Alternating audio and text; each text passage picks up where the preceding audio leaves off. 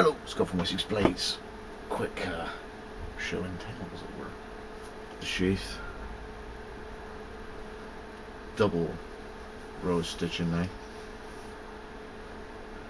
Okay, and it's not saddle stitching, it's lock stitching. So they're not just going through and going through with a lock, going through with a lock. Alright. Obviously, because the cover's gone over, there is now a stitched and stitched belt loop on the back.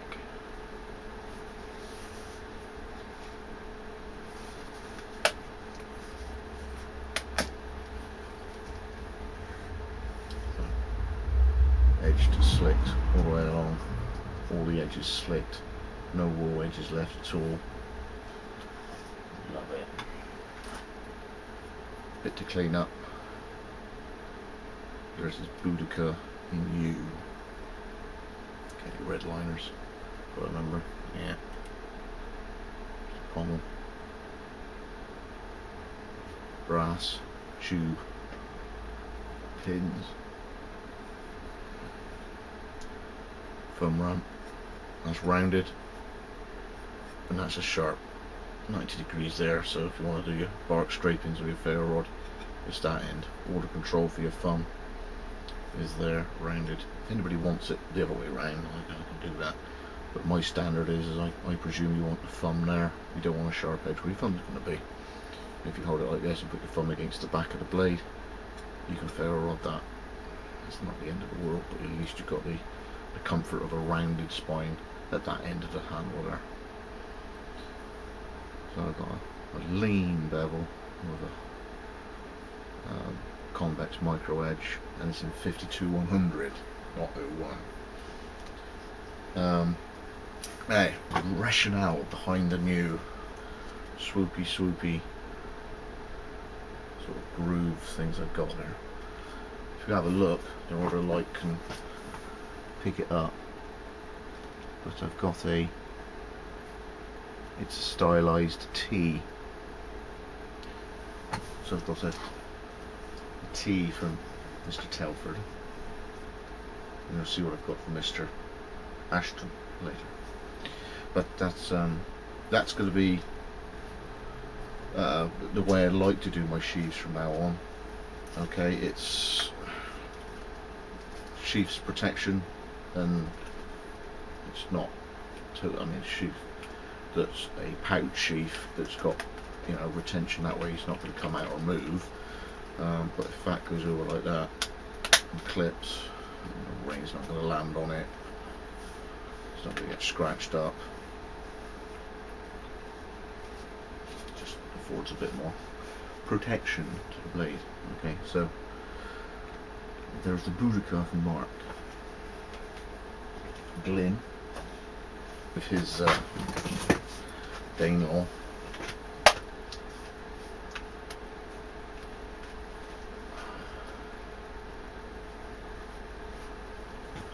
There's a Danelaw, obviously it's a different blade profile. He had it in walnut, a red liner. Okay, tube pins again, easy to sharpen, straight section on a Danelaw. Again, the ramp, but it's got that more of a drop point on a Danelaw.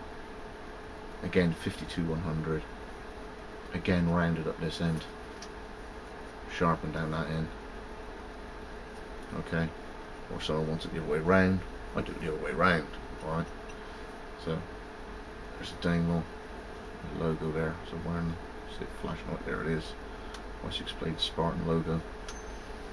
The sheath on Glyn's, you wanted a fire steel, so there's a fire steel, getting double stitched.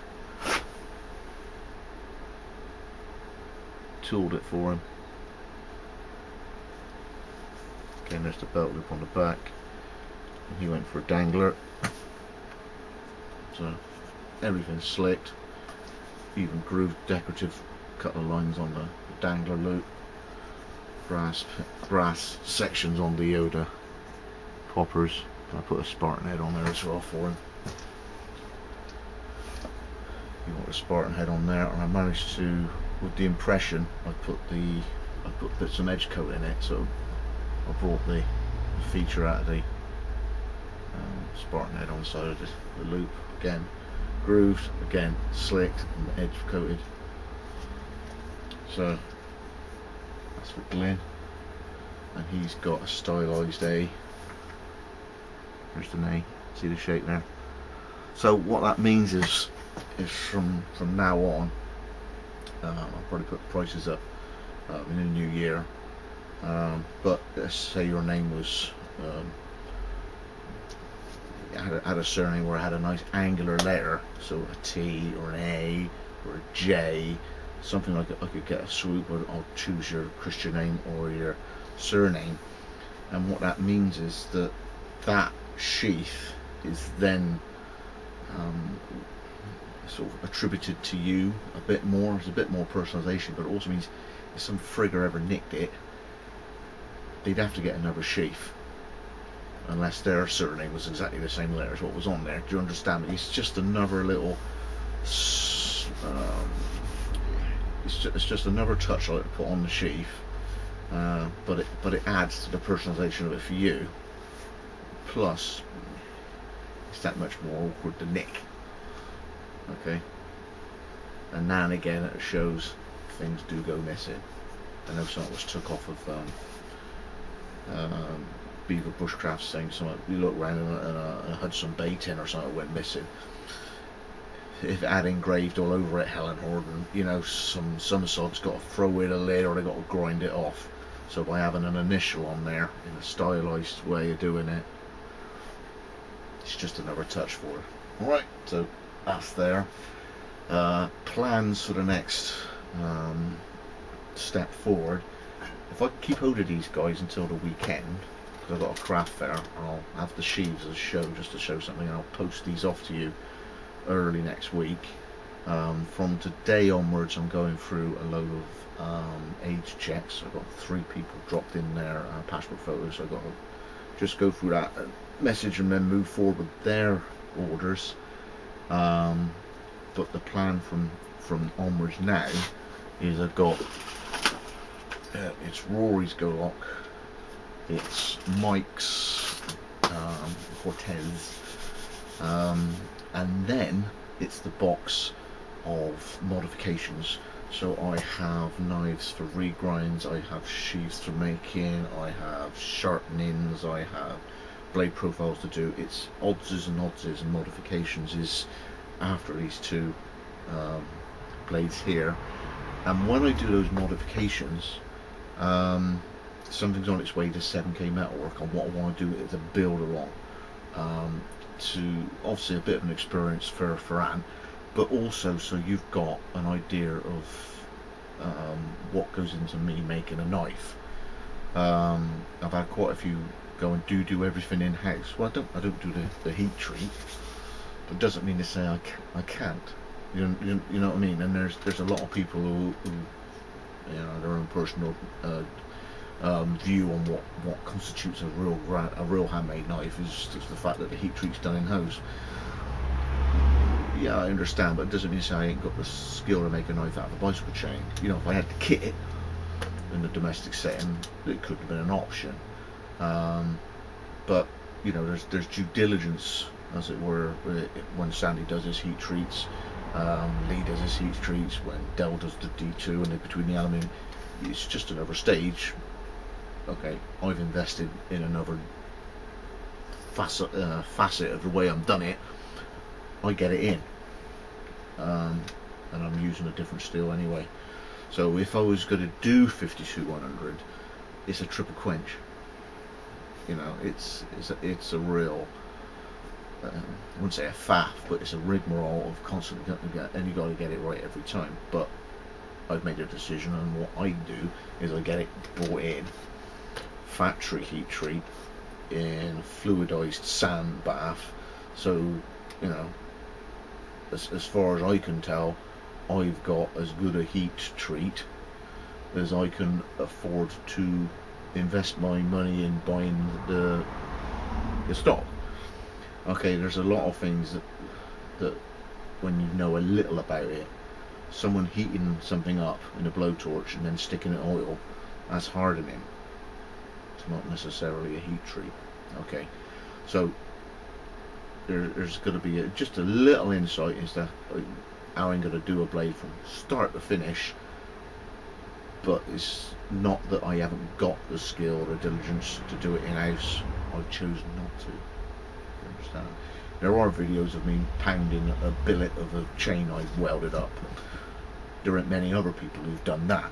Okay, got a bicycle chain, cut it into three, stacked it, migged it, put it on a stick, pounded it with borax, and I made a knife out of a bicycle chain. There's more to that than if I had an oven in here. I brought the O1 out on a thermocouple on a temperature it was set. That I've had a few goes at with different pieces of steel, arrived at what I'm going to do, and I just do that over and over and over and over and over and over again. Okay, I've got the skill to do it. I can invest in an oven, but I'm choosing to do it 5100, getting it from the factory, and left the O1 completely alone. It's just the way I am.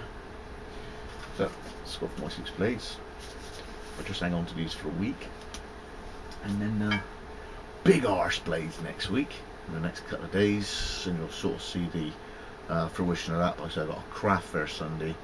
You'll see the fruits of big arse blade next week, and then for all those guys who sent me knives in order to modificate, you can see where they're slotting in after those 2 big blades. So Scott from Wessex Blades, thanks for joining me again. I'll do a bit of a pop into Instagram.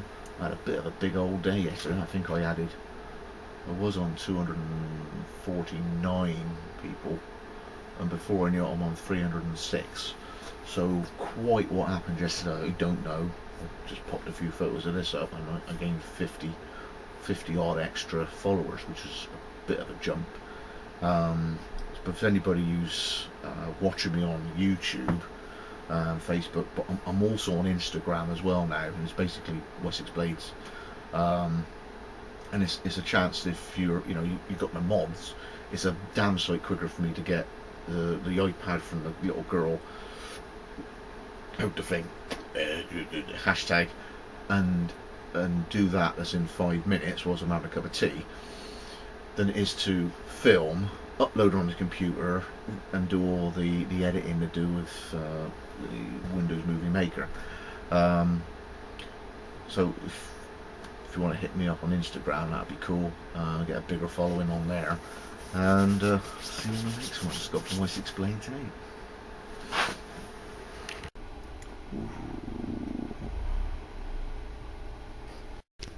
And also a bit of a heads up, after mods, that's MOD modifications, it's Luku.